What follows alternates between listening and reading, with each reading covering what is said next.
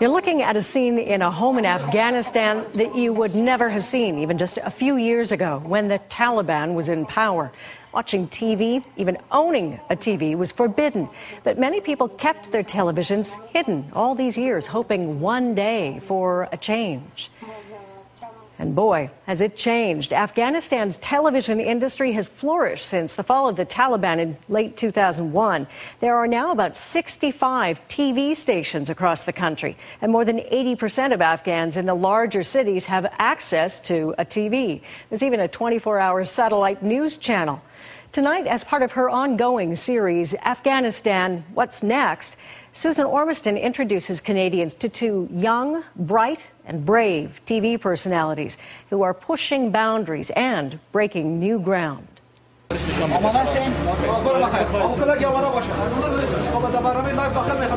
In the control room, Kabul Live is getting ready, tensions rising. A debate on peace with the Taliban is moments away. And host Sami Mehdi is nervous. He's missing guests. Two of my guests, they called me in just 1 hour before the show and said, "We are not coming." And fortunately, one of them is coming back, and the other one, the Taliban ambassador to Saudi Arabia, he is not coming. Now I'm calling the other one, the parliament member Fawzia Kofi. Oh, تشكر. She's coming. Television's exploding in Afghanistan. 20 new channels in 5 years. Afghans are tuning in, buying TVs wherever they can find them and carry them out. Better electricity in Kabul helps too. But it's the new, edgy programming which is drawing in viewers. Take Niqab. Women hidden behind masks talk publicly about private terrors, child marriage, abuse. Niqab is the creation of Sami Mehdi. Niqab, the mask. How did you come up with that? I always wanted to do something for women. Doing something for women, it means you're doing something for your mother.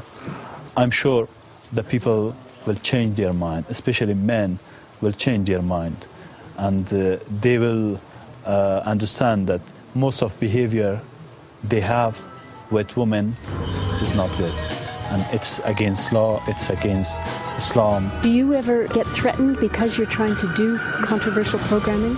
Some elements in our society don't like this program because they think they will lose their supremacy. And we got some phone calls from people who are introducing themselves Taliban, and they are asking to stop this program. But we will not stop it. But it's the first time in Afghanistan using this kind of backdrop. Sami's other passion is politics. TV1, only a year old, presents live political debates with a vote. How we reach peace. Yeah, how that's we reach. The main question. That's the main question. And tonight, peace with the Taliban is presenting its own challenges. The problem all the time with political shows in Afghanistan is difficult. Even one minute before the show, saying, "Oh, I'm so sorry," blah blah blah blah. So I'm still waiting to get confirmation from my guest. This is the problem. So it's supposed to be guest. 9 minutes to air, and you're missing a guest. No, actually, they are on the way. They're on the way.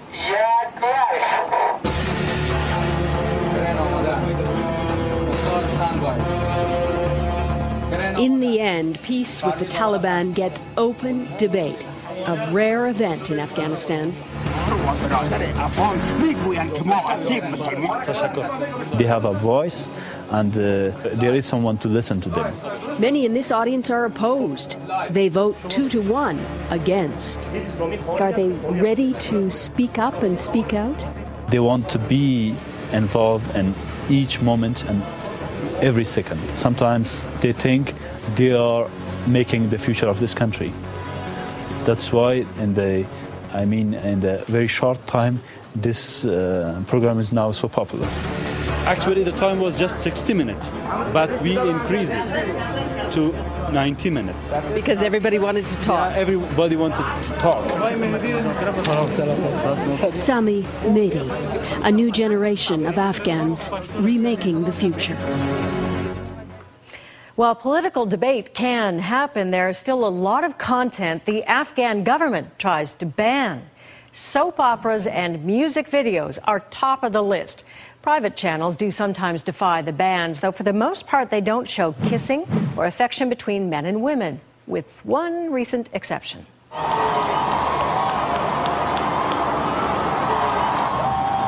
Yeah, the kiss scene around the world, that one made it by the censors.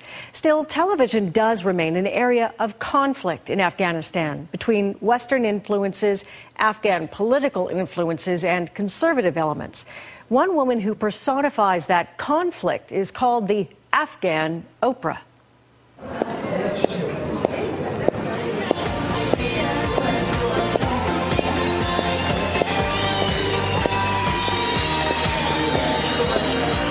It gets a little scary when I'm out in public. You don't know who hates you. It's getting a little scary. Very funky. Mujda Jamalzadeh is one gutsy young woman. She's Afghan-Canadian from Vancouver, now a TV star in Kabul. If there is someone who feels threatened by me here and I walk past them, they might try to harm me in some way.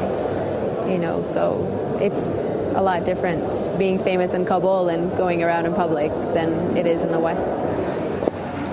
Oh. Oh my God.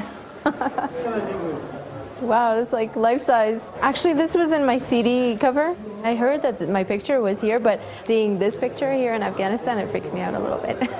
Why does it freak you out? Most of the people in Kabul wouldn't mind seeing this, but there are some who would really, really get angry. Mujda's a singer first. Her career in North America got her noticed. She sang at the White House. A year ago, a TV producer in Kabul made her a bold offer: her own Afghan show. When I saw the oppression women were facing here in Afghanistan, it angered me.